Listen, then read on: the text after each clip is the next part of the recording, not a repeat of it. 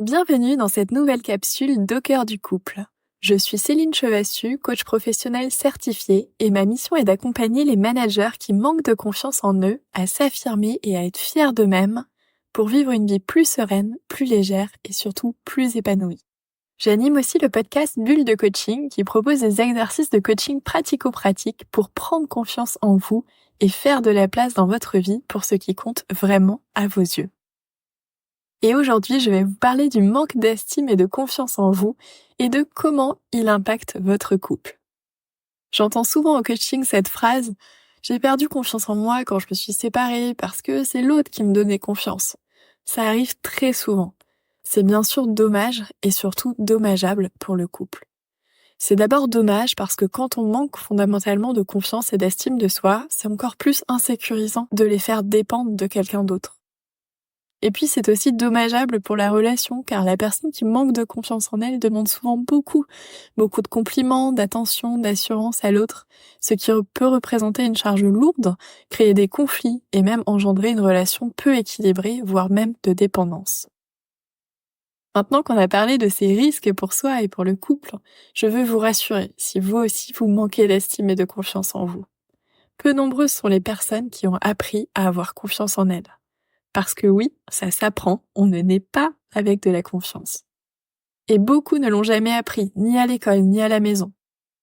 Mais le plus important, c'est de se rappeler que ça s'apprend à tout âge. Alors aujourd'hui, on va parler de comment construire soi-même sa confiance et son estime de soi, sans les faire dépendre de notre partenaire. Je tiens à préciser que bien sûr, le partenaire peut être aidant sur ce chemin. Si je prends l'exemple de mon propre cheminement, bien sûr que les jolis mots, les compliments de mon conjoint m'ont aidé à prendre conscience de mes forces, de mes avancées, de mes victoires, à accepter mon corps aussi. Mais ce n'est jamais suffisant pour que cela soit durable et surtout que ça ne dépende que de soi. La confiance de mon conjoint n'a été qu'un terreau fertile pour que moi aussi j'y travaille de mon côté. Et vous verrez que construire par vous-même un solide socle d'estime et de confiance en vous sera aussi extrêmement bénéfique pour votre couple. Notamment un couple dont les partenaires ont chacun confiance en eux signifiera plus de liberté pour chacun, car moins de poids, moins de dépendance, plus d'authenticité également, car on n'a pas la sensation de marcher sur des œufs à chaque parole. Et puis plus d'épanouissement pour soi entraîne un cercle vertueux pour l'épanouissement du couple. Et enfin, une bonne confiance en soi stimule aussi l'admiration entre les partenaires, si précieuse. Alors voici à présent 4 conseils que j'avais envie de vous livrer pour vous forger une bonne estime et une bonne confiance en vous. Petit point lexical pour commencer, je vais faire la distinction entre estime et confiance en soi, mais on parlera tour à tour des deux dans ce podcast. L'estime, c'est la valeur que vous vous accordez inconditionnellement. Et la confiance en vous, c'est votre croyance en votre capacité à faire face quoi qu'il arrive dans une situation donnée. Il y a donc des sujets sur lesquels vous avez confiance en vous. Je suis sûre que vous ne manquez pas de confiance en vous quand il s'agit de marcher dans la rue ou d'attraper une fourchette. Et puis, il y a d'autres sujets où vous avez peut-être moins confiance en vous.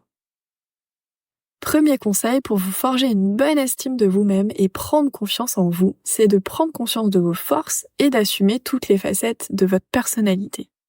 Déjà, avez-vous conscience de vos qualités, de vos talents, de vos points forts ? C'est pourtant super important. Est-ce que vous pourriez me citer 10 de vos qualités ?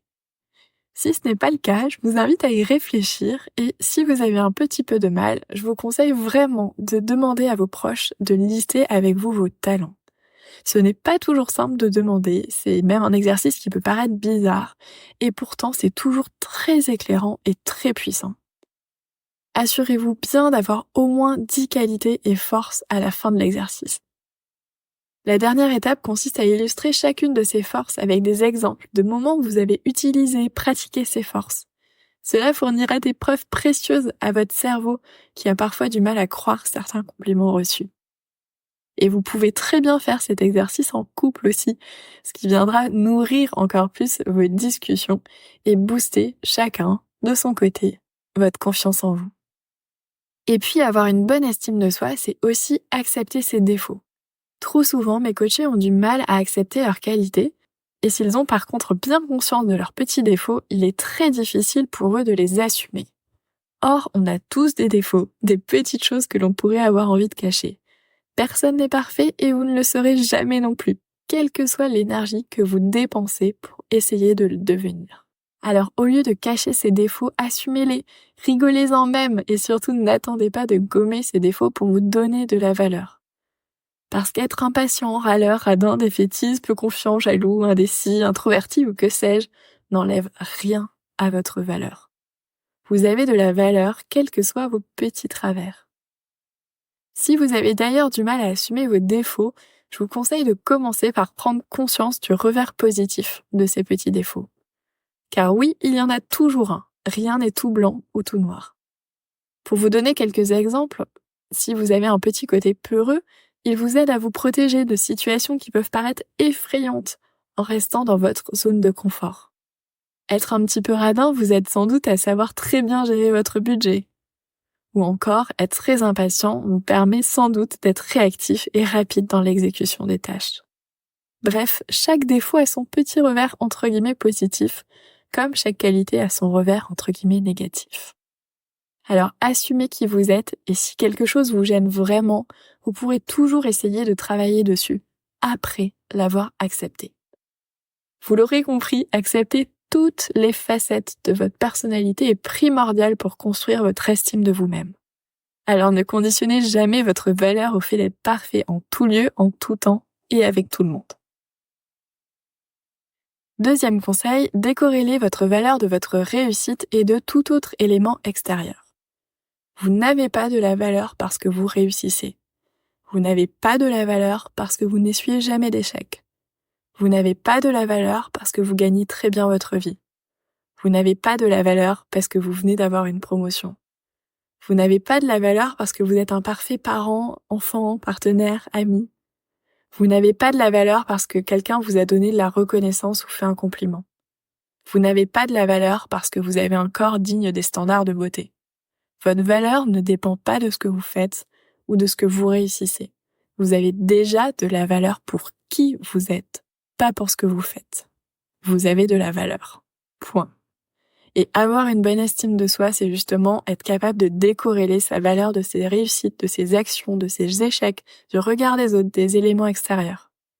Et construire une bonne estime de soi, c'est donc accepter vos réussites, savoir vous en féliciter pleinement, tout en acceptant ce que vous nommez vos échecs, tout en acceptant les comportements que vous pouvez parfois avoir et dont vous n'êtes pas fier.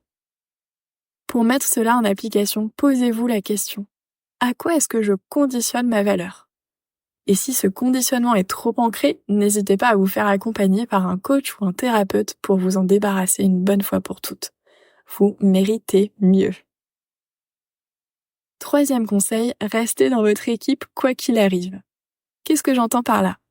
Prenez-vous souvent conscience du dialogue qui se joue dans votre tête à certains moments? T'es trop nul. Non mais franchement, t'aurais mieux fait de te taire. Oh là là, mais je vais jamais y arriver. Oh, c'est la catastrophe, je suis dépassée. Oh, machin aurait tellement mieux fait que moi à cette place. Ce dialogue intérieur détruit toute la confiance et l'estime que vous avez pu construire. D'ailleurs, ces pensées ne sont pas la réalité. Elles sont une interprétation de la réalité. Et vous pouvez les changer. D'abord en prenant conscience de ce que vous vous racontez, puis en proposant d'autres phrases quand vous remarquez votre dialogue intérieur très sévère et plein de jugement. Et la question la plus puissante pour vous aider dans ces cas-là, c'est de vous demander ce que vous diriez dans cette même situation à votre meilleur ami. Je suis prête à parier que vous ne lui balanceriez pas toutes ces inepties que vous vous racontez dans votre tête. Quand vous faites quelque chose qui n'est pas à la hauteur de ce que vous auriez aimé faire, prenez-vous par la main et rassurez-vous. Une phrase que j'aime beaucoup et que je trouve très puissante en ce sens, c'est de se dire « J'ai fait du mieux que j'ai pu avec les ressources et les circonstances du moment. Et que maintenant, je sais quoi faire pour faire mieux la prochaine fois. » Ce n'est pas condescendant de se dire ça. C'est exactement ce que vous diriez à votre meilleur ami. Et quand vous vous surprenez à avoir peur de mal faire, repensez à toutes les qualités et les expériences réussies que vous avez eues dans ce domaine. Encouragez-vous en vous disant par exemple que vous serez fier d'avoir essayé. S'encourager est vital, tout comme, une fois de plus, vous le feriez pour votre meilleur ami. Rappelez-vous enfin que personne n'a confiance en soi tout le temps sur tous les sujets, et que vous avez le pouvoir de changer ça. Petit à petit, en travaillant ce mécanisme tous les jours, vous verrez que votre vie va réellement changer. 4e conseil, activez le cercle vertueux de votre confiance en vous en élargissant votre zone de confort.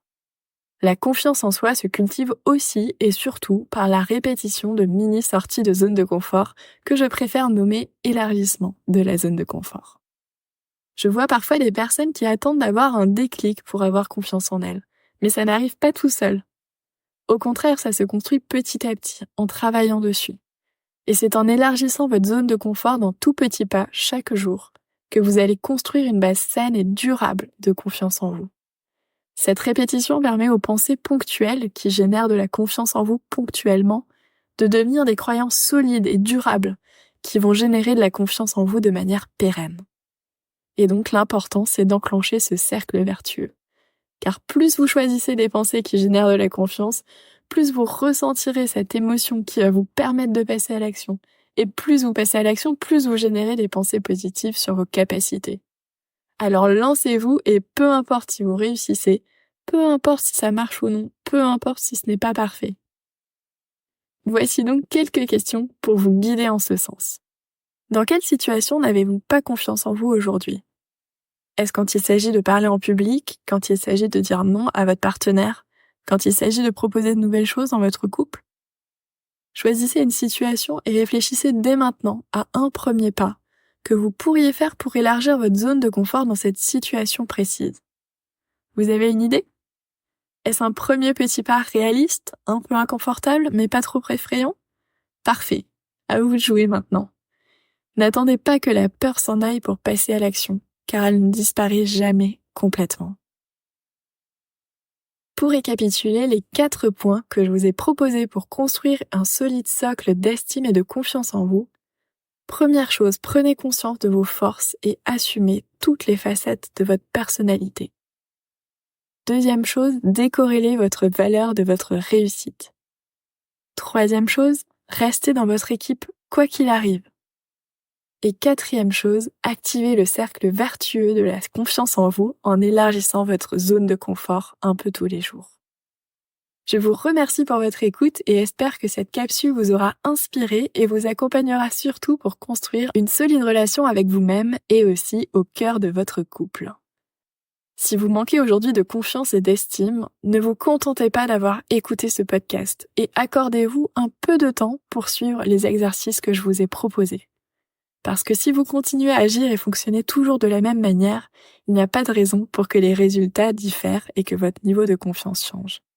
Et si vous souhaitez davantage d'outils puissants de coaching pour avancer sur ce chemin de la confiance en vous, rendez-vous sur le podcast Bulle de Coaching. À très vite!